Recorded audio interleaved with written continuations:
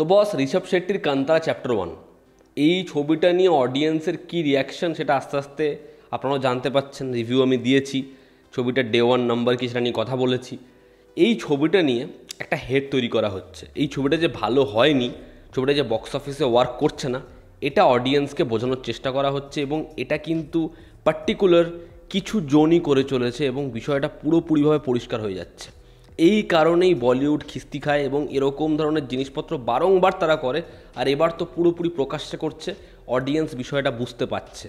তো বিষয়টা কি আপনাদেরকে একটু পরিষ্কার করে বলি। কান্তারা চ্যাপ্টার 1 ছবিটা ভীষণ ভালো হয়েছে এবং চারিপাশে ছবিটা নিয়ে বিভৎসভাবে প্রেস করা হচ্ছে, যেখানে অনুপমা চোপড়ার মতো ক্রিটিক্স থেকে শুরু করে প্রত্যেক রিভিউয়ার ছবিটাকে ভীষণ ভালো বলেছে। মানে কিছু এমন রিভিউয়ার রয়েছে যারা খুব কম এমন ছবি আছে ছবিগুলোকে ভালো বলে, ঠিক আছে, তাদের প্রত্যেকের রিভিউ দেখে নিন, যেগুলো গতকাল প্রকাশ হয়েছে, আজকে প্রকাশ হয়েছে।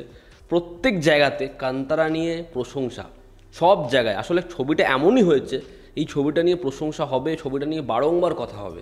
ঋষভ শেট্টি ছবিটা যা বানিয়েছে, এবার এই ছবিটার যে রিভিউ, আমি আগের দিন যখন বক্স অফিস কালেকশন নিয়ে কথা বলছিলাম তখন বলছিলাম পার্টিকুলার কিছু মুভি রিভিউয়ার কাম ট্রেড এক্সপার্ট কাম প্রোডাকশন হাউসের পিআর রয়েছে, তারা আসলে কিছু প্রোডাকশন হাউসের পিআর, তারা কি করছে, এই ছবিটা রিভিউ দিয়েছে 1 স্টার 2 স্টার এবং তারা বলছে এই ছবিটা একদম ঘাটিয়া হয়েছে। ঋষভ শেট্টির পারফরমেন্স মোটামুটি, ছবিটার ক্লাইম্যাক্স মোটামুটি, কিন্তু ওভারঅল এই ছবিটা একেবারেই ভালো ছবি নয়। কিন্তু এই লোকগুলোর হাত থেকে গোটা বছর এমন হয়তো 2 কি 3টে ছবি এমন রিভিউ পায় যেগুলো খারাপ রিভিউ পায়। তার মূল কারণ হচ্ছে এদের কাছে ব্যাগ ভর্তি টাকা পৌঁছায় না। এরা ম্যাক্সিমাম যে কোনো ছবিকে চোখ বুজে কান বুজে হাঁকতে হাঁকতে ভালো রিভিউ দিয়ে দেয়। যে কোনো ছবিকে 5 থেকে 4 স্টার এদের বাধা রয়েছে, কিন্তু কান্তারার বেলা 1 থেকে 2 স্টার। ঠিক আছে, দেখুন প্রত্যেকটা মানুষের পার্সপেক্টিভ আলাদা, খারাপ লাগতেই পারে, আমি মেনে নিলাম। এবার যখন সানি সংস্কারি কি তুলসী কুমারী উল্টো দিকে রয়েছে, সেই ছবিটা নিজে ডে 2তে ড্রপ দেখছে প্রায় 50%-এর কাছাকাছি, 5 কোটি টাকা ছবিটা সেকেন্ড ডেতে কামাচ্ছে, যেখানে কান্তারা ছবিটা হিন্দি বেল্টে সেকেন্ড ডেতে 11 থেকে 12 কোটি টাকা কামাচ্ছে। হিসাব মতো সানি সংস্কারির থেকে অনেক কম ড্রপ খেয়েছে। হ্যাঁ, ড্রপ আসাটা স্বাভাবিক, তার কারণ ফার্স্ট ডেটা 2 অক্টোবর ছিল গান্ধী জয়ন্তী, হলিডে ছিল, শুক্রবার দিন ড্রপ দেখবে স্বাভাবিক। এবার ছবির যেহেতু ওয়ার্ড অফ মাউথ স্ট্রং হয়ে গেছে, শনিবার মানে আজকে ছবির কালেকশানে জাম্প আসবে, সেটা 18 থেকে 20 কোটি কামাতে পারে এবং রবিবার দিন আবার জাম্প আসবে। কিন্তু এই পুরো বিষয়টাকে ইগনোর করে তারা যেটা বলছে, ছবিটা শুক্রবার দিন ম্যাসিভ ড্রপ করেছে, ছবিটা আবার কোল্যাপস করে যাবে, যেটার কোনো সাইন নেই, কিন্তু এটাই হচ্ছে। আপনাদের বলে রাখি, যখন কান্তারা চ্যাপ্টার 2 এই চ্যাপ্টার 1 এই ছবিটার ডিস্ট্রিবিউশন হচ্ছিল, সেই সময়ও কিন্তু এই ছবিটাকে হিন্দি বেল্টে শো পেতে অনেক বেগ পেতে হয়েছে।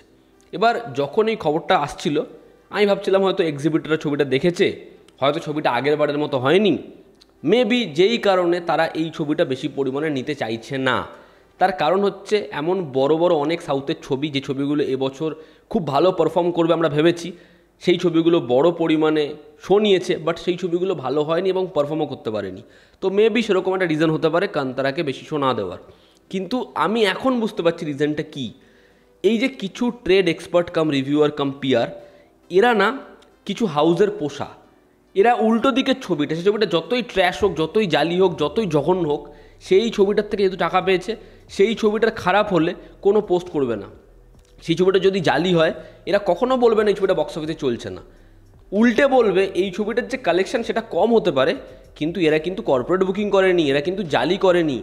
কিন্তু কান্তারার মতো ছবি, যে ছবিটার যে মেকার, সে একটা ইন্টারাকশানে বলছিল রাউন্ড টেবিলে, অনেক নামি অনেক অ্যাক্টাররা ছিল, যেখানে ঋষভ শেট্টি বলছিল তার প্রথম ছবি, এর আগের ছবি, সেই ছবির বাজেট শুনলে সবাই অবাক হয়ে যাবে, 3 কোটি 1.5 কোটি, এবং সেটা তাদের কাছে অনেক বেশি টাকার। সেখানে আয়ুষ্মান খুরানা থেকে সবাই অবাক যে এই টাকাতে আপনারা এরকম ভিজুয়ালস বানিয়ে ফেলছেন। বলছে আমার কাছে ওটা অনেক বেশি টাকা, আমাদের কাছে ওটা অনেক বড় বাজেট। তো কান্তারা যখন বানিয়েছিলাম সেটা আমাদের কাছে অনেক বড় বাজেটেরই ছবি ছিল। এবার এই ছবিটা যখন বানিয়েছে 125 কোটি টাকা যখন বাজেট, ওদের কাছে এই বাজেটটা অনেক অনেক বেশি।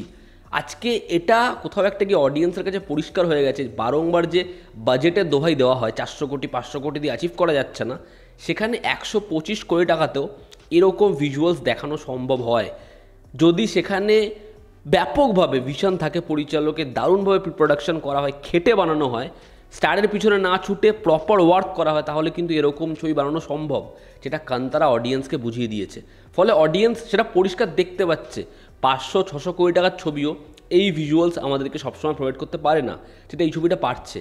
আর এই ছবিতে ঋষভ শেট্টি বাদে এমন কোনো নায়ক বা এমন কোনো স্টার নেই যার ফেস ভ্যালুর জন্য হিন্দি অডিয়েন্স দৌড়ে সিনেমা দেখতে যাবে, বা অন্য কোনো ইন্ডাস্ট্রির লোকেরা পাগল হয়ে ছবি দেখতে যাবে। যেটার জন্য দেখতে যাবে ঋষভ শেট্টি, সে এই ছবিটারই কোথাও একটা গিয়ে ব্যাকবোন।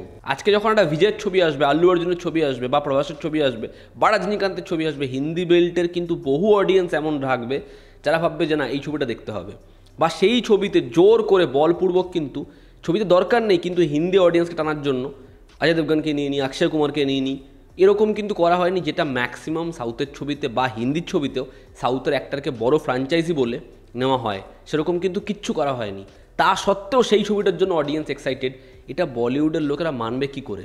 আরও একটা বিষয়, যখন এরকম একটা বড় ফ্র্যাঞ্চাইজির ছবি আসে, সেই ছবিটা হিন্দিতে ডিস্ট্রিবিউট করার জন্য একটা বড় প্রোডাকশন না অ্যাসোসিয়েটেড হয়, ঠিক আছে? যে কারণে আপনি দেখবেন রাজামৌলির ছবির এগেনস্টে কিন্তু এরকম নেগেটিভিটি করতে পারবে না, তার কারণ সেই ছবির সাথে ধর্মার মতো একটা প্রোডাকশন হাউস জুড়ে গেছে প্রথমেই।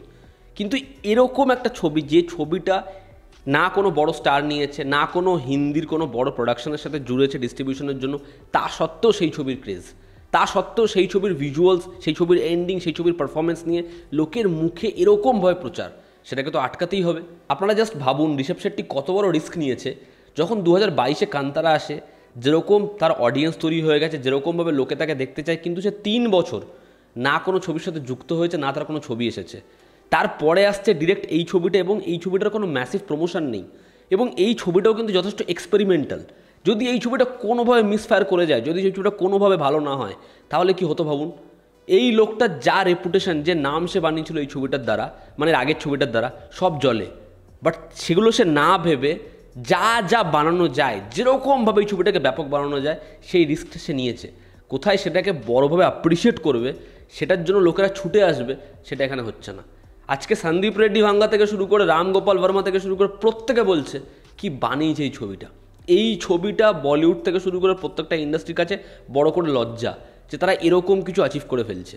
যারা আজকে এই কথাটা বলে যে বলিউডে এরকম ধরনের ছবি আসতে, তখনও কি তোমরা এরকম ধরনের কথা বলতে? তোমরা কান্তারা সাউথের ছবি বলে বেশি সাপোর্ট করছো। কুলি কি সাউথের ছবি ছিল না? ঠাগ লাইফ কি সাউথের ছবি ছিল না? এই ছবিগুলো কোত্থেকে বিলং করছিল? বলিউড থেকে। আর বলিউড এরকম একটা ছবি রিসেন্ট টাইমে দিয়ে দেখাক। যখন বলিউডে একটা ক্রেজির মতো ছবি আসে, সোহম শাহর, সেই ছবিটাকে কে প্রেস করে না? কিন্তু সেই ছবিটাকে অডিয়েন্স এই পরিমাণে দেখতে যায়, কিন্তু সেই ছবিটাও কিন্তু ভীষণ ভালো ছবি। এখনও বলিউডে তুম্বারের মতো সিনেমা নিয়ে কথা হয়, সেই ছবিটার পার্ট 2 এর জন্য লোকে মুখিয়ে বসে রয়েছে। ভালো ছবি বানালে ডেফিনেটলি লোকে কথা বলবে। কিন্তু ছবিটা কান্তারা চ্যাপ্টার 2, এই ছবিটার সাথে আমার মনে হয় বলিউডের সাথে এই সাউথের যে ডিবেট, এটা তুলনা করা উচিতই না। কারণ এই ছবিটা 50 কোটি টাকায় নিজের অ্যাকশন সিকোয়েন্স তৈরি করেছে। এই ছবিটার বাজেটের 50 কোটি টাকা অ্যাকশন সিকোয়েন্সে খরচা হয়েছে, যেখানে একটা বলিউড ছবির পার্টিকুলার একটা অ্যাকশন সেট পিসের জন্য বড় ছবির ক্ষেত্রে 150-200 কোটি টাকা খরচা হয়ে যায়। সেখানে এই ছবিটা 50 কোটি টাকায় সব অ্যাকশন সিকোয়েন্স শ্যুট করেছে, সেটাও 50 থেকে 60 দিনে। তো ভাবো ছবিটায় তারা কীরকম ডেডিকেশন দিয়েছে। এই ছবিটার জন্য ঋষভ শেট্টি যতগুলো অ্যাকশন সিকোয়েন্স রয়েছে না, সব নিজে পারফর্ম করেছে। তার চোট লেগেছে, সে তরবারি থেকে শুরু করে ওই লাঠি ঘোরানো সব খেলা শিখেছে, সময় নিয়েছে। তো লোকটার ডেডিকেশন আছে, লোকটা সেটা অ্যাচিভ করেছে, এবং আউটপুটটা কি দেখা যাচ্ছে।